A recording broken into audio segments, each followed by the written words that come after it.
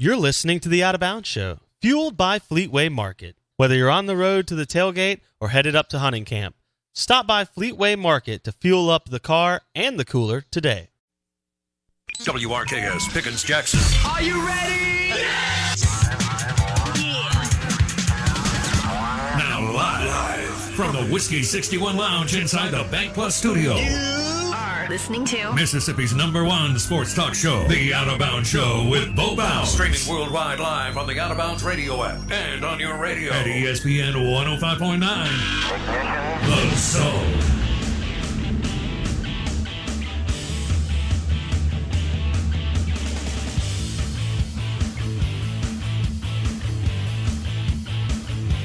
And good morning. What is happening? Welcome in. Welcome in, welcome in. Out of Bounds, 105.9 The Zone, ESPN. Somebody's got to lead the charge, carry the whole thing. We're streaming live on the Out of Bounds radio app, WRKS 105.9 The Zone. I'm your host, Bo Bounds. Got the Blakey Blakester with me. It feels like a Wednesday, but it's a Tuesday, which is weird. I'm not sure exactly what my brain's doing on that. But anyway, the coffee that I had yesterday in studio was awful. I don't know what Blake bought as far as that coffee made over there. That's basically, I put paint. Yeah, Will bought that. It was like paint chips in my coffee. Yeah, I don't buy that. Okay. But when someone buys it, you just use it. That's what I've been taught. Did we fire Will after he couldn't find the candy bars? I don't know if we should make fun of him. He may not make it back. I'm kidding, by the way. We like Will. He did find some candy. Or I know. He didn't find the Snickers, but he found some other stuff. I don't really know what's over there. I didn't look. It's like a Hershey's grab bag. Oh, okay. All right. Well, that's all right. That coffee made over there is absolute garbage. Fireable offense. Yeah, that's 100%. terrible. So I'm with you. I've got some Baileys somewhere around here, so we may do that. The show is brought to you by the soft shell crab, bacon wrapped shrimp, and medium rare ribeye at Kessler Prime in the Renaissance. Visit KesslerPrime.com to make a reservation. You can hit us up on the Mississippi Ag John Deere Tractor text line, 601-885-3776. Twitter handle at Bo Bounds is brought to you by Havana Smoke Shop, their premium cigars. And then the caller line for you is 601-707-3750. And that is presented by Farm Bureau Insurance. Save with your local Farm Bureau Insurance agent by bundling your auto and home insurance. You can also go to favorites.com, F-A-V-E, favorites.com, to get a quote in 4 minutes or less. Want to welcome you in. It's did you tell me it's Robert De Niro's birthday? Yeah, it's bad that I figured that out because now I'm in like a black hole of De Niro movies online. Okay. Man, what a legend. Well, let's go through. I've got a top 10 list, and just real quick before I get into a little sports, I see Heat is on here. That's one of my favorite movies. I got a feeling I know where people are going to go. I'm looking at The Godfather, Taxi Driver, Goodfellas. Number one is Raging Bull on this list. Everybody's going to have their favorite. Yeah.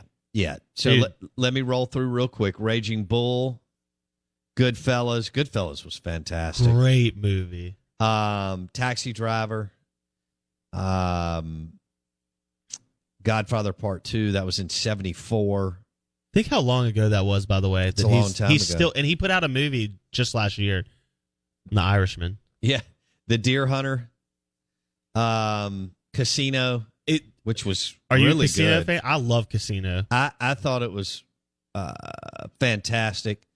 The Untouchables. I think he's great in The Untouchables. Yeah. He's got the King of Comedy here. The Untouchables is 8. And then we've got another. Let's see. What do we have? Heat. He's got a theme of being a gangster. And Cape Fear. Cape Fear was good, too. Can I give you an underrated one that is really funny? And he actually won I didn't know this until I looked it up. He won a Golden Globe for this, but analyze this. Do you remember that with him and Billy Crystal? It's a comedic take on The Sopranos. So I think I do. Billy Crystal's very talented. He's hilarious. Robert De Niro is a mob boss who gets therapy from Billy Crystal, but he has to keep it a secret. Oh yeah, and it's a really funny. Bit, but I need to. It's a good take of because De Niro's so serious and Crystal's such a gag guy on this movie. It's great. I know it's not one of his best, but it's one of my favorites of him because it's just a different take on De Niro. Yeah, very cool. Yeah, man, what a legend. Seriously, how old is he? That's a good question. I didn't even look at it. You're really not on your game. I just saw De Niro and I was right around the corner. Oh, that's amazing. And 78. To throw out that yesterday was a max effort Monday. I'm not sure that you were with me, but today's a Taco Tuesday brought to you by Modelo. So maybe you'll smash a taco or two and get your mind right. 78 years old for Robert De Niro. I can't have you playing like the Ole Miss defense or the Mississippi State offensive line. Somebody on the text line during DJ's interview said, wow, he makes this Ole Miss defense sound like the 85 Bears. Oh, man. 85 Bears. Okay. I remember the 85 Bears. The Bears. What was that guy's name from Cheers? Norm? Yeah. Norm Peterson? Man, that guy's an animal. Yeah. When he would do his Ditka thing? Yeah, that was so good. Was that a Saturday Night Live skit? Yes. Okay. All right. Very well done by Saturday Night Live. We'd love to hear from you on the Mississippi Ag text line. What's your favorite Robert De Niro movie? 601-885-3776. I'm about to get into this TV and conference expansion stuff again. Did you have something else? No, I think what we talked about during the break. You seem about to want this. to speak over me, so I wanted to No, give I'm you ready. the floor. Okay. All right, so we've got the Athletic article on Andy Staples. And so the Big Ten is renewing their media rights after this year. And obviously the SEC built in look-ins, right? So they can do addendums or whatever you want to call them. I think they call them look-ins. And Sankey and his executive team, along with I don't know how many consultants he brought in, we're going to look at a new kind of deal coming up sooner than later, even though they just did a deal, because Oklahoma and Texas are going to join us in the SEC. But this article talks about the 4 million viewer club. And y'all know it breaks out games from 2015 to 2019 that drew 4+ million viewers. Obviously, Bama led the way with 35 games during that time. 35 games. And then it goes to the Big Ten with Michigan and Ohio State. Again, huge alumni bases, where a lot of things started in the country, the industrial Rust Belt, all that. And bottom line, even though we like to take shots at the Big Ten, how it's boring, it's always overcast, is there ever any sunshine for the 11 a.m. game? Why they really don't have awesome night games? Why is their camera angle 7,000 feet in the air? Yeah, I just, why, right? Notre Dame, to me, kind of gives off the same vibe on NBC, which I will get to Notre Dame and where they are as far as how many games they had in the 4 million viewer club from 2015 to 2019. This may surprise you, but after Bama comes Michigan and Ohio State, Blake, and that is because they have monster alumni bases. It's Ohio State with 31, and then Michigan with 26. Then Auburn comes in. It's kind of surprising. So you know that all their Bama games are the highest viewed games. So that's 5. Okay. And then Auburn always draws Georgia. That's probably 5 more. Okay. And then they played in some big games. You think about Auburn LSU, and you also think about Auburn A&M. A&M's going to bring, that's why the league wanted them a decade ago or so. Notre Dame comes in with 17 games with 4 million plus viewers. between 2015 and 2019. 17. I mean, that's way, way, way, way behind Bama, Ohio State, and Michigan. We'll talk about it more on the other side. The Out of Bounds Show podcast is presented by the Premium Cigars at Havana Smoke Shop. Visit their 2 locations, I-55 in Jackson and on the Res, for your premium cigar needs. Only at Havana Smoke Shop.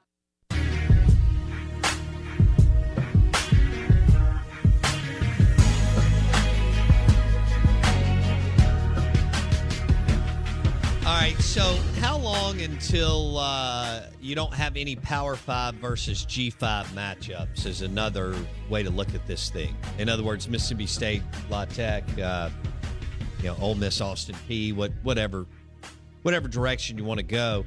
The overwhelming sentiment after last year, and we got a 10-game. Well, most teams played. Ole Miss didn't. I think Florida didn't. It was A&M, whatever.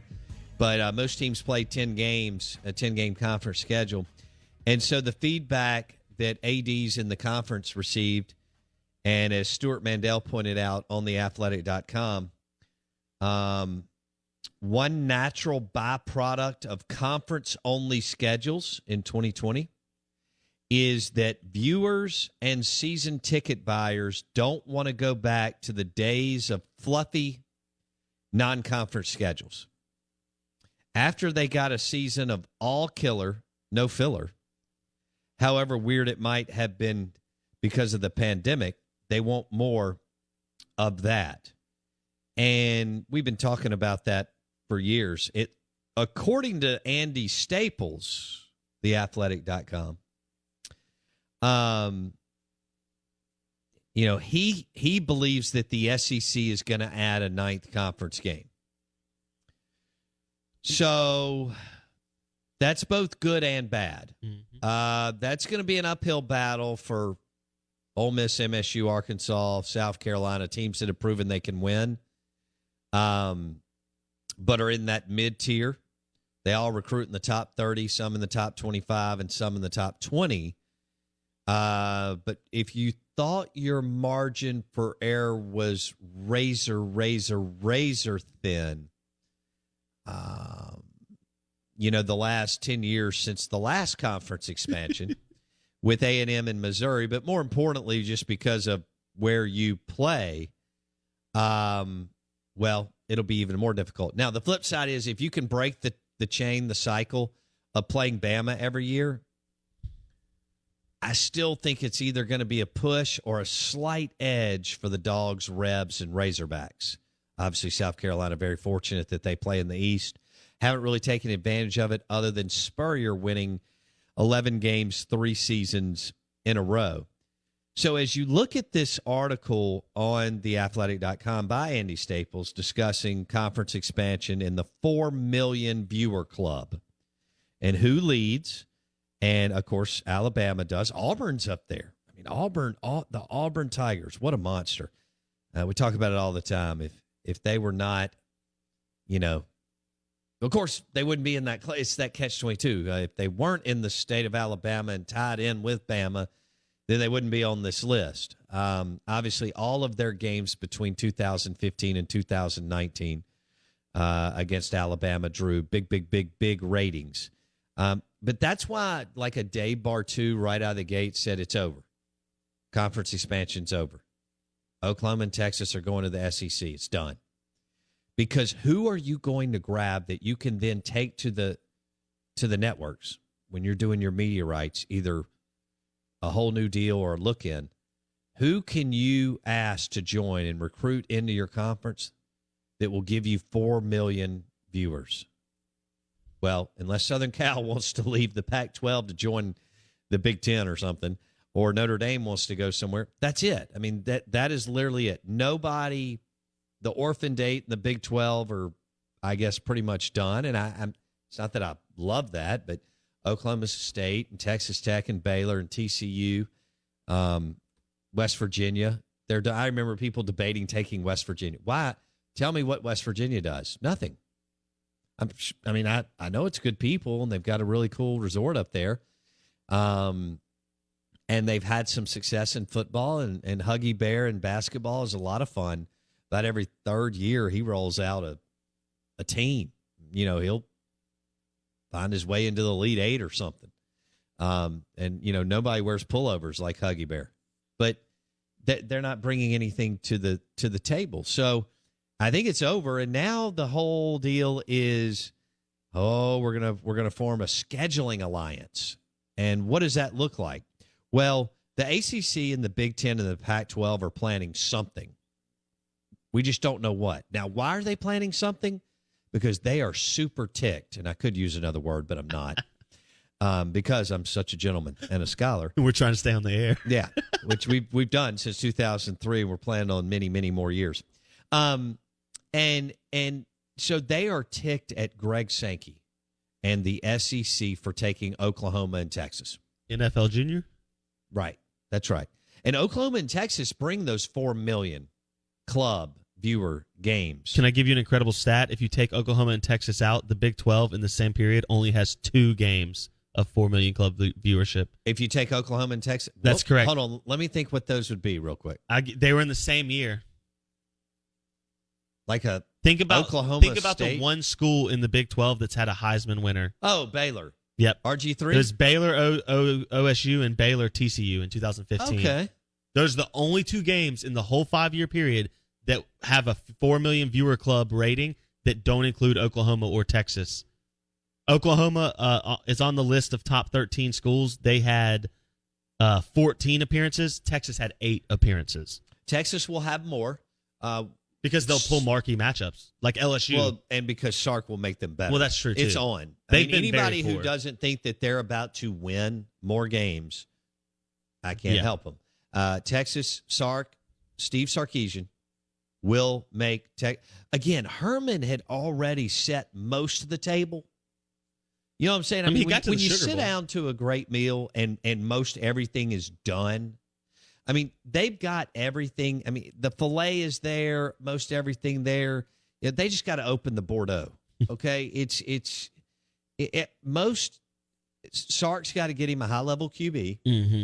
Add some more in the LOS, and they'll figure it out. Okay, so that'll be fun. Can you believe that Oklahoma is going to be Auburn in the Southeastern Conference? And that's not a shot at Auburn. Auburn's got a wonderful program. They play and they swim in this, small pool of big sharks. But Oklahoma, the way they recruit, kind of the way they operate, when you drop them in the Southeastern Conference, Oklahoma is a 9-3, 8-4, and now, like Auburn, can they bottle it and go 10-2, 11-1, make a run? Absolutely. But if you take 10 years, Oklahoma's going to have a lot. 7, probably of those years, 8-4, maybe 9-3. Okay? So they're looking at 3 years that they'll play with. And that's going to be difficult for them to wrap their brain around because ever since Bob Stoops took over in 98 or 9, in Boomer Soonerland, Norman, Oklahoma, they've won and won big, and he handed it off to Lincoln Riley, and they haven't missed a beat. Now, a lot of that is because Mike Leach was the offensive coordinator and totally turned Oklahoma around from, running the triple, wishbone, all that, to a prolific passing game long before the country adjusted to that.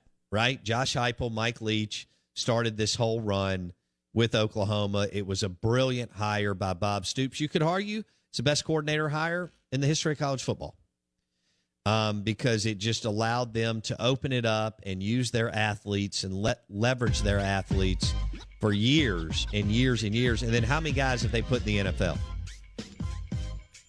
Quarterbacks, receivers, running backs, from Adrian Peterson to Baker Mayfield. CeeDee Lamb.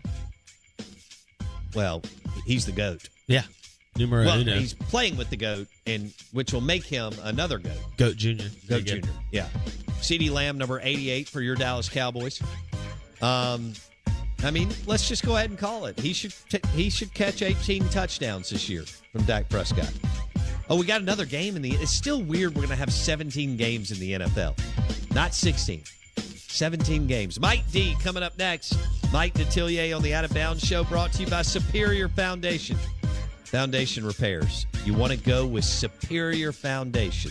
Superior.ms. The show is powered by Superior Foundation. Mike D coming up next. You're listening to the Out of Bounds Show podcast, presented by Independent Roofing Systems. If you want it done right the first time, visit Independent Roofing Systems today. Is this thing working? Give me some sound over here. Yeah. The Out of Bounds Show is powered by the award-winning golf courses at Dancing Rabbit Golf Club in Philadelphia, Mississippi.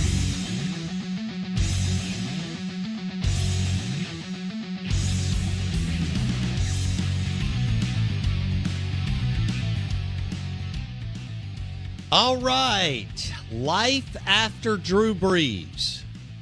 Life after Drew Brees. I don't think it's going to be as awesome as our Who Dat Nation listeners think it's going to be, but okay. But I don't have the fandom hat on. So I love New Orleans, the city. I like the Saints. And I absolutely loved watching Drew Brees perform and compete. But I think, a kind of a correction's coming for Who Dat Nation. Out of Bounds, 105.9 The Zone, ESPN. This segment's brought to you by Sound and Communications, the leader in audio and visual equipment for churches, conference rooms, schools, universities, businesses. SoundcomAV.com. AV systems for your businesses, your churches, and facilities in Mississippi. Sound and Communications, SoundcomAV.com. We welcome in Saints Insider, WWL Radio TV New Orleans. He is Mike Detillier on the Modelo guest line. Mike, I know it's early. A lot of things could happen. What's as far as on the offensive side of the football, the offense and the quarterback position, what was your one big takeaway after the first exhibition game? Saints moved the football up and down the field, but you can't survive on 6 turnovers. 6 turnovers, 10 penalties. You're not winning that. The shocking thing for me was they were, in range to win the game at the end. They still had a shot.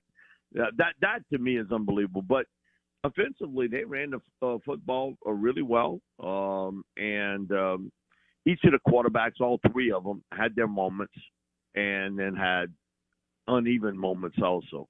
But, they were able to move the football up and down the field on the Ravens. And just it didn't matter the points because of the fact that, again, 6 turnovers is really difficult to overcome at that point. But, I've always felt it hasn't changed my mind from when training camp started that Jameis Winston's the guy.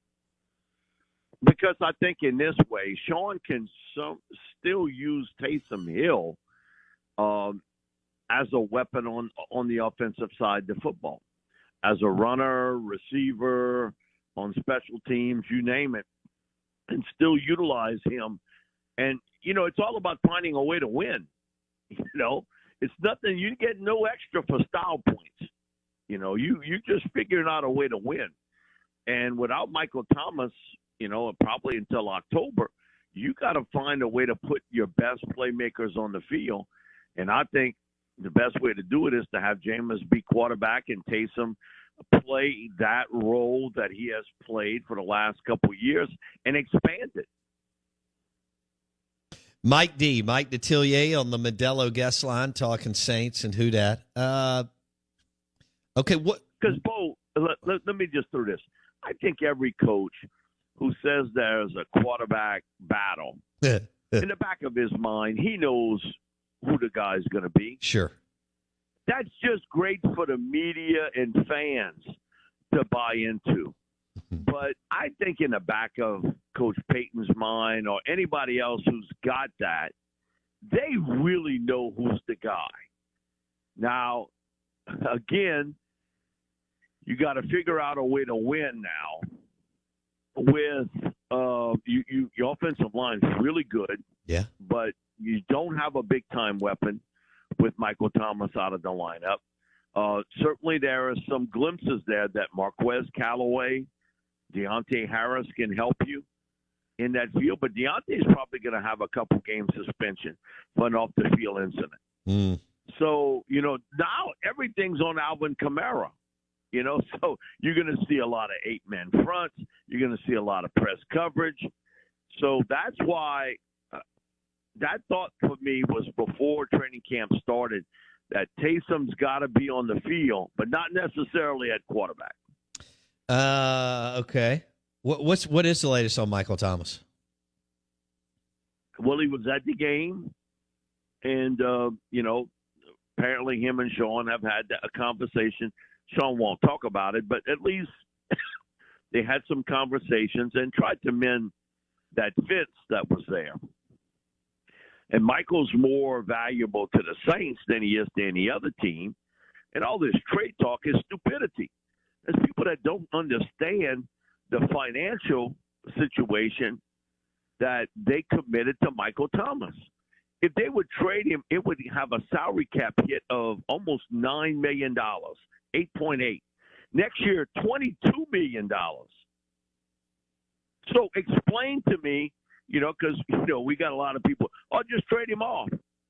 Okay, this isn't 1975. Just trade him off. Right. That there is a financial situation you have to understand here. That you made that commitment to Mike, and you got to try to make the best of it now. Now, again, with Mike, he got paid, and everything is what it is. And he hadn't produced since. And last year was difficult because of what happened with the injury, and he wasn't healthy last year. Right. After game one, just wasn't healthy. So I'm going to cut him some slack there because if you're not healthy and, you're not the same player. But he is a valuable part of this football team because of his ability to move the chains, move the sticks. The records show just how good he is. And Sean understands he's got nobody else. This stuff about next man up. Yeah, next man, but the next man ain't close to him. Okay? And people starting to have some realization the same way with Drew Brees about next man up. It's not about talent. It's about how these guys can produce and find a way to make something happen on the field.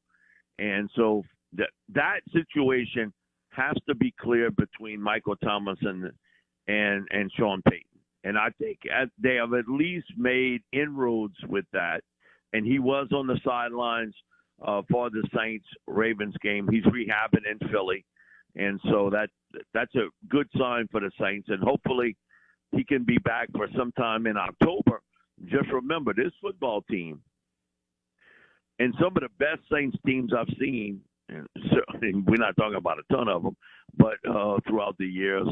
But over the last 5 years, the Saints have been 12-9 in the month of September, which means some of the best Saints teams have not gotten off to great starts. But you know what they've been over the last 5 years in October? 17-1. Wow. So my thing is, man, those first few games really mean a lot to this football team because Sean has shown after a while that team's hitting stride in October, and 17-1 over 5 years is strong. And in the month of November, they've been 17-5. Oh, okay. That is. Which is really good, too. So, again, that first month is so critical, and you can see what you won't have. You won't have Onyemata. You won't have Michael Thomas. Most likely you're looking at a suspension for Marshawn Lattimore and Deontay Harris. And Will Lutz won't be there either at place kicker. So you're looking for another kicker there also. So, man, listen, you got to find a way to win those first 4 games, which will be difficult for this football team. Oh, Mike Detillier on the Out of Bounds Show, brought to you by Sound and Communications. Saints in transition. Brees retires. Michael Thomas, with the late surgery, will not be back by until maybe October-ish, and then trying to figure it out in some other spots. As Mike said, some key guys could face suspension too. With Michael Thomas, the star wide receiver for the Saints, Sean's a big boy and Michael's a big boy, and this is all a business. So do you feel like they're already on the same page and are starting to put whatever happened in the spring behind them, Mike? Yeah, I think so. Okay. I really believe that. And I'm a big believer. Listen, you can sit down and hash this out. And it may never be the same between the two. But you know what? You can maybe make it a little better. Because, I'm hearing the player side. He's hearing my side. One of the things Mike's got to realize, too, and Mike's always been fueled by the fact that so many teams passed on him, and the Saints picked him in round 2. My thing is, Mike's got to realize the Saints did draft him. They put him in a scheme that basically highlighted him. No doubt. And paid him. That's even more. Man, listen, Ed Reed always tells me this. He has his camps here every year. And they told me, I don't know, I think I know why, but he always say, hey, Cookie, he said, let me tell you something. He said, you know how you get respect in this league? They pay you. I said, that's the ultimate respect. Because he said, this is a business where there's no respect on either side for player and organization. Loyalty, like you said, they can throw that out real quick. But he said, how much they respect you? They pay you. So Mike got paid the ultimate part of respect in this league. And so Mike's got to understand that too. That, you get put in a better spot than to work with Drew Brees and Sean Payton those years. Hey, Mike, we're kind of switching gears just for a second. You mentioned Ed Reed, who's from that area and played at Miami and is a great player with the Ravens. I've always heard people, talk about his alpha and leadership skills. As someone who has been around some big-time players who are also locker room leaders and so on, tell me a little bit about why Ed Reed is so special, not just as a player, but as a locker room guy. Because I knew how he grew up, and it was difficult. And he always felt that God had kind of blessed him and given him that ability to play, and that he wanted to pass that along to other guys. And when you were a rookie or you first went to the Ravens, he was your guide. And I know this for a fact. Ladarius Webb, a young man from Alabama who started out at Southern Miss, ended up at Nicholls State, and played, I think, 8 or 9 seasons in the NFL with the Ravens, told me when he got picked, Ed Reed sat him down, and they talked, and he said, not one word about football. Life. Watch your money.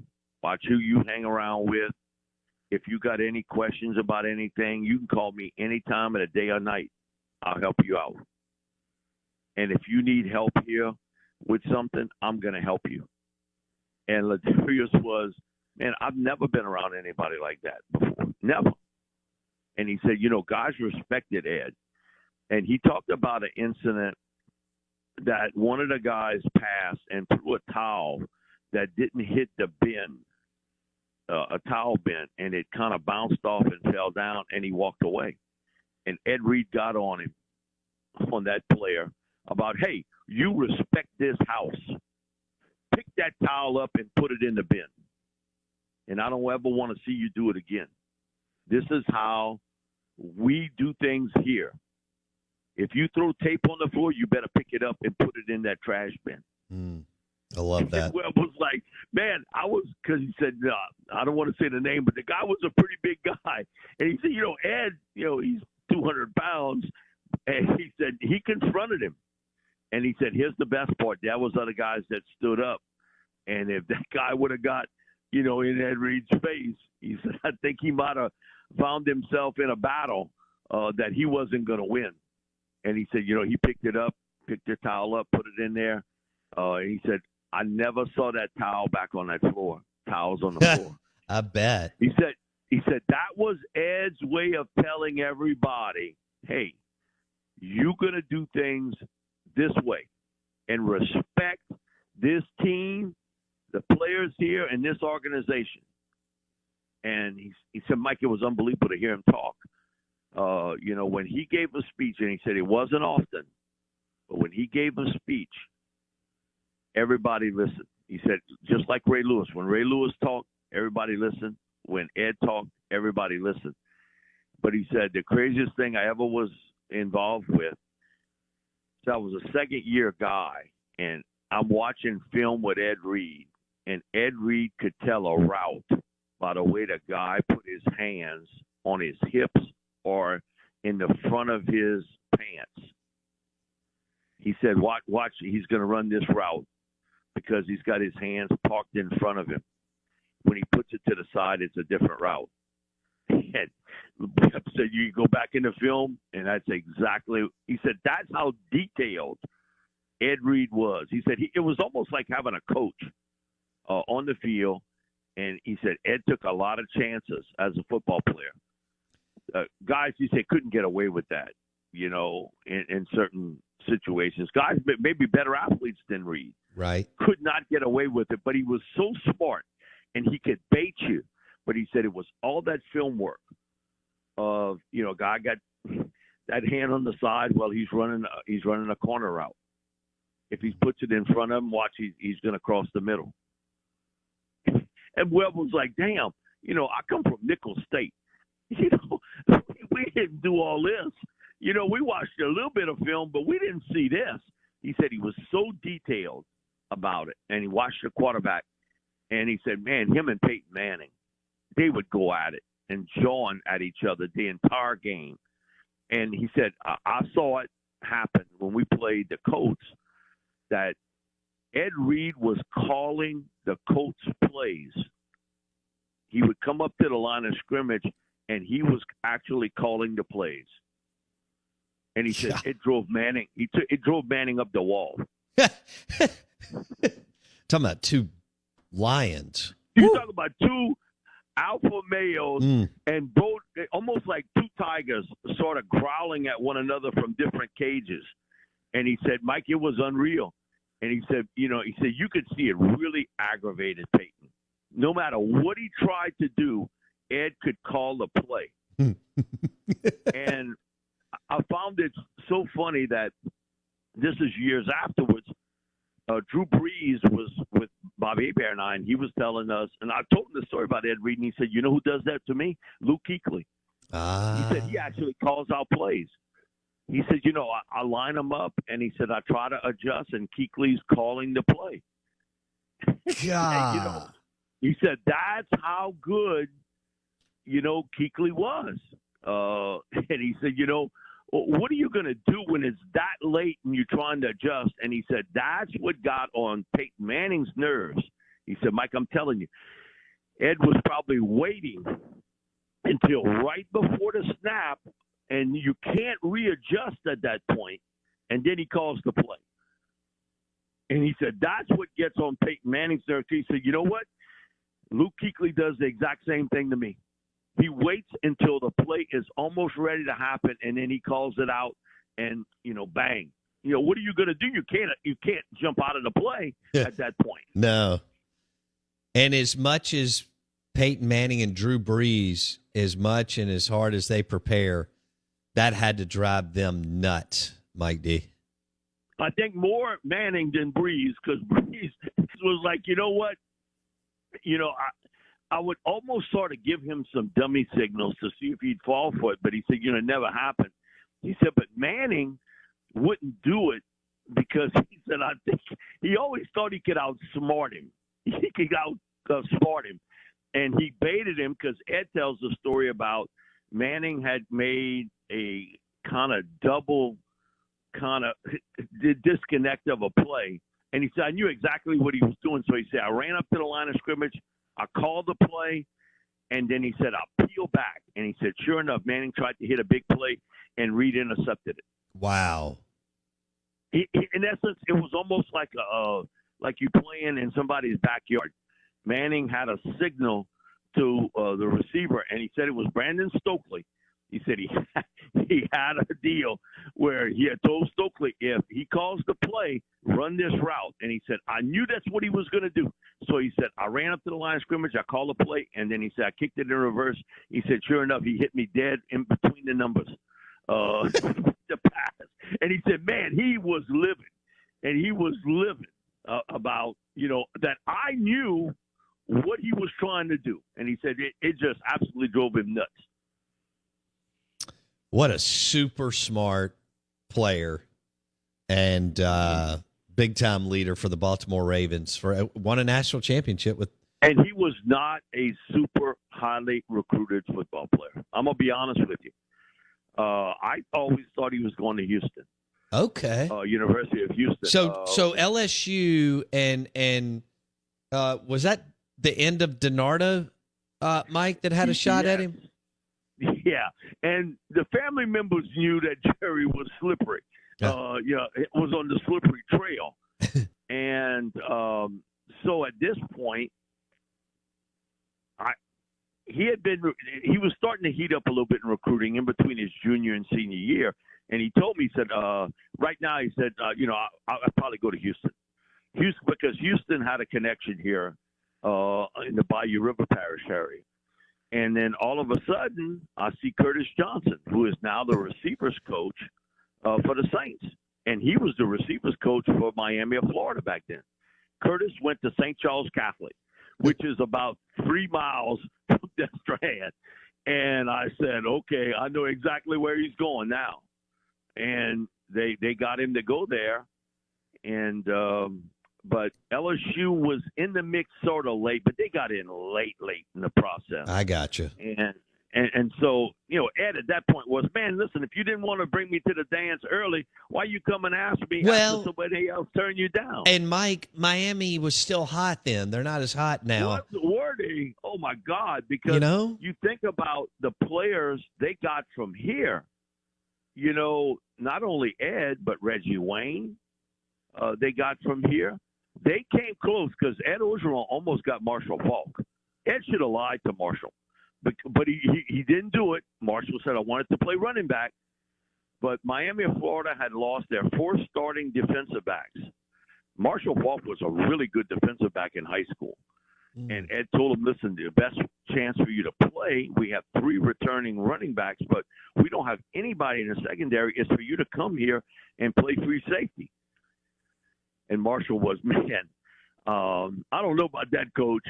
I love Miami, but, I want to play running back. Now, Ed should have – I think they would have figured it out within about 2 minutes. Marshall Faulk plays running back. But Ed wouldn't lie to him. And he told him, listen, we want you as a secondary guy. He said, damn it, Mike, I should have lied to him. He said, I know you would have. But he said, I couldn't because he said, listen, I'm coaching on defense, and we need defensive backs.